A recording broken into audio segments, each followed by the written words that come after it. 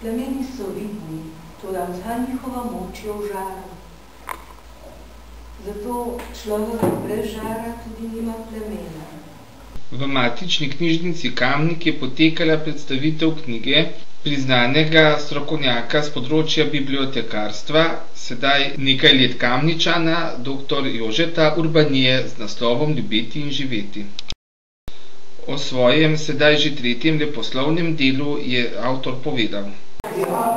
To knjižno delo, v katerega bo danes imeli predstavitev, pravzaprav ni prvo, ampak je tretje že.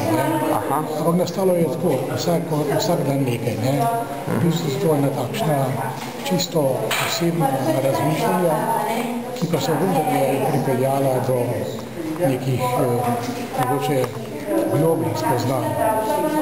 Do spoznanj, ki bodo mogoče tudi komu drugo koristna in dobrodošla. Tako tudi knjiga nastala iz teh razmišljanj in je namenjena zdaj vsem. Kako pa se bibliotekar počuti v vlogi avtorja knjige? Mogoče je to na nek način povezano. Ves čas imaš opravka s knjigami, pa te na nek način knjiga pritegne. Mislim, da je prav, da v vseh knjigah, ki je bilo skozi roke bibliotekarja, na koncu tudi sam nekaj dal od sebe. Ni tako, kot je bilo pri Matiju Čopu, ko so rekli, da noč in dan žre knjige, od sebe pa na dan nobene fige. Čeprav to ni res. Prireditev so z glasbenim delom popestrili tudi učenci in učenke glasbene šole Kamnik.